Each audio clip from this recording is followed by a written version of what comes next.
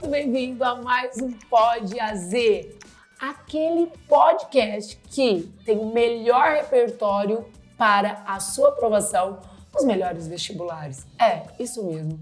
E hoje eu tenho um convidado muito, mas muito especial, um amigo que mora no meu coração, e ele conversará aqui comigo e com você, porque nós aprenderemos muito junto com ele sobre o Censo 2023, que é um tema muito importante para a sua prova, claro, mas também para a sua vida.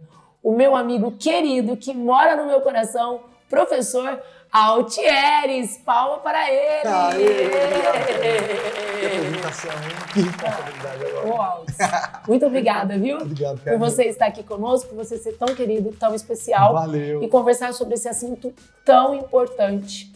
Né? Mas antes, se apresenta para o pessoal de casa. Tudo bem, gente? Eu sou o professor Altieres, sou professor de Geografia do Grupo SEB.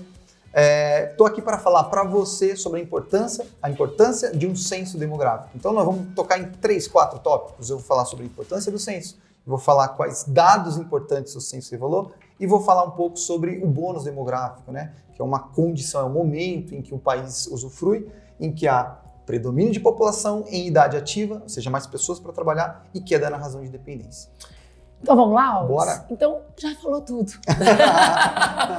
Ô, Altis, o que esse censo demográfico, para que serve o censo? Legal, ótima pergunta. Eu acho que para quem está ali... Vamos partir disso, né? Para quem estiver fazendo uma redação ou para quem estiver analisando alguma coisa sobre o censo é um instrumento de política pública.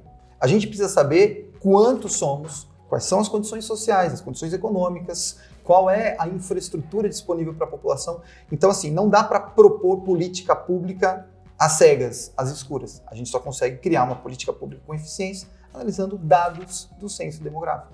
Então, é um instrumento de política pública. No Brasil, a tradição é que esse censo seja realizado a cada 10 anos.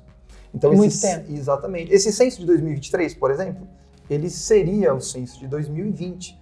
Só que durante a pandemia, aí a gente teve assim, uma série de restrições, mas enfim, finalmente nós temos dados para criar políticas públicas mais eficientes. Então, para você que está anotando aí, para que serve um censo demográfico?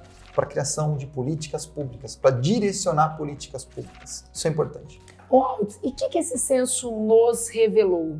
Né? O que ele revelou sobre a população brasileira? Legal. O censo revelou assim, né? A gente está ainda analisando dados, mas uma coisa fundamental que o censo revelou foi uma queda no ritmo de crescimento da população. O IBGE, ele fazia uma projeção de 215 milhões, algo parecido disso, e nós encontramos 203 milhões e alguma coisinha. Ou seja, o brasileiro vive aí ainda crescemos. O Brasil é um país ainda que tem crescido, a população do Brasil tem crescido, mas houve uma queda no ritmo de crescimento. Esse dado é super importante. Então vamos lá, amigo. O que é bônus demográfico? Mas assim, pessoal aí de casa, você vai anotar. Anote num caderno o que é bônus demográfico. Ótima. Essa pergunta é ótima. Porque a gente, para entender... A gente confunde. Acho que é só o que aumenta. Para entender bônus demográfico, a gente vai olhar por uma situação. Então, se você que está em casa estiver anotando, você vai anotar assim, que bônus demográfico é um momento em que há predomínio da população em idade ativa. E no Brasil, essa população em idade ativa vai dos 15 aos 64 anos. Então, predomínio da população em idade ativa. Que é o que está no mercado de trabalho. Que é a população que trabalha, existe. Predominantemente é essa, né? E queda na razão de dependência. Agora, como a gente entende a razão de dependência? Quem são os dependentes? Os dependentes são as crianças e são os idosos. Se eu somar crianças e idosos e se esse número estiver em queda, significa que o gasto que era direcionado para esse setor, para os dependentes, se esse número está em queda, a gente consegue direcionar, já que o investimento é menor, sobrou investimento para áreas como tecnologia, ciência, educação. Então, é importante entender que bônus demográfico além de um momento em que há o predomínio de pessoas em idade ativa, a dependência está em queda.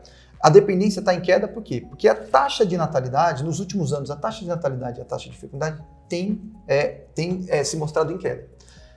E o número de idosos ainda não é alto. Embora o Brasil seja um país em envelhecimento, o número de idosos ainda não é alto. Então, nós temos queda na razão de dependência e predomínio da população em idade ativa. Então tá. Quais são as vantagens desse bônus? Vantagens. Olhando para o mercado de trabalho, nós temos mais pessoas direcionadas para o mercado de trabalho.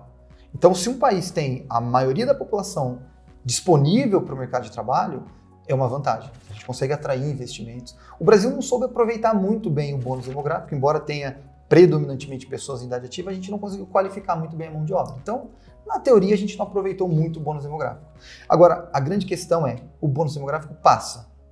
E a partir do momento em que a razão de dependência vai começar a aumentar, e isso não está distante desse momento, então acho que nos próximos anos a razão de dependência começa a aumentar. Não porque a taxa de natalidade tende a aumentar, mas porque a quantidade de idosos tende a aumentar. Então a gente vai ter que investir mais nesse colchão social para os idosos. Então eu estou falando de previdência social, aposentadoria, estou falando de gastos em saúde, principalmente, né, considerando que na fase idosa, os brasileiros já chegam com algumas comorbidades. Então, o gasto no sistema de saúde é muito maior. Então, a gente vai ter que repensar essa condição para o futuro. Então, o bônus demográfico é uma coisa boa. Se você estiver anotando aí, o bônus demográfico é uma condição boa. Todo país gostaria de usufruir de bônus demográfico. Só que o bônus demográfico passa. E a partir do momento que ele passa, o Brasil vai ter que lidar com outros desafios.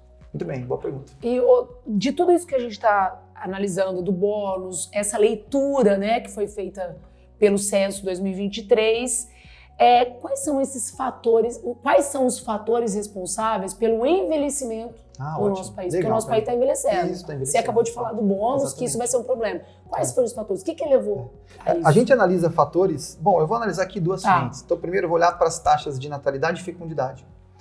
Os brasileiros estão tendo menos filhos. Se a gente pensar desde o processo de urbanização do Brasil, em meados dos anos 60, porque enquanto o Brasil vivia uma condição de país rural, as taxas de natalidade eram altíssimas. Quanto mais filhos no campo, melhor.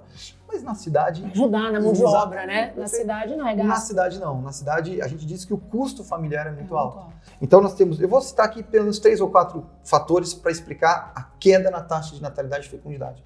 Bom, primeiro que as mulheres estão mais inseridas no mercado de trabalho. As mulheres já são maioria nas universidades. Há um custo familiar muito alto e a adoção de métodos contraceptivos. Ou seja, tudo aquilo que a nossa avó, de repente, não pôde usufruir antes dos anos 60, dos anos 50, dos anos 40, hoje nós temos todas essas condições. Então é fácil explicar a redução da taxa de natalidade e fecundidade. Por outro lado, melhorou a infraestrutura do país. Estou olhando para a infraestrutura sanitária. Né? Houve avanços na medicina e o brasileiro tem vivido mais. Então, como a gente explica o processo de envelhecimento? Olhando para as taxas, queda na taxa de natalidade e fecundidade e aumento da longevidade. E o aumento da longevidade está associado a toda essa melhoria da infraestrutura brasileira e avanços na medicina.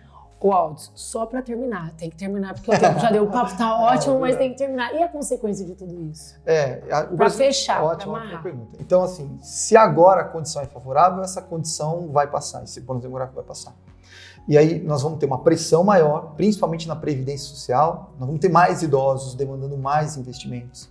O brasileiro tem vivido mais, né? Considerando, claro, né? Se a gente analisar os dados do aumento da longevidade, tirando esse gap que a pandemia trouxe, enfim, claro, a pandemia acabou afetando muito mais, atingindo muito mais os idosos, mas de modo geral a gente diz que a longevidade do brasileiro tem aumentado. Então nós temos vivido mais, haverá uma pressão, principalmente na previdência social. E um problema que o Brasil vai ter que enfrentar é que o Brasil é um país de emigração. Então imagina só, nós somos um país em processo de envelhecimento e os jovens, num país de emigração, os jovens tendem a ir embora, a procurar melhores condições, melhores oportunidades, melhores trabalhos. Então o Brasil tem um desafio grande. Eu diria que países que vivem processo de envelhecimento estimulam, criam políticas públicas natalistas. Eles criam um colchão social para favorecer as taxas de natalidade. E o Brasil vai ter alguma dificuldade em fazer isso. Então o Brasil tem um desafio enorme em lidar com a passagem do bônus demográfico, o processo de envelhecimento e tentar criar uma política para estimular a natalidade no país. Muito obrigada, papo sensacional, estamos juntos sempre e guarde, salve, compartilhe porque foi sensacional e vai ajudar muito você na sua aprovação, no seu sucesso, porque o seu sucesso é nosso. Um beijo e até o próximo encontro.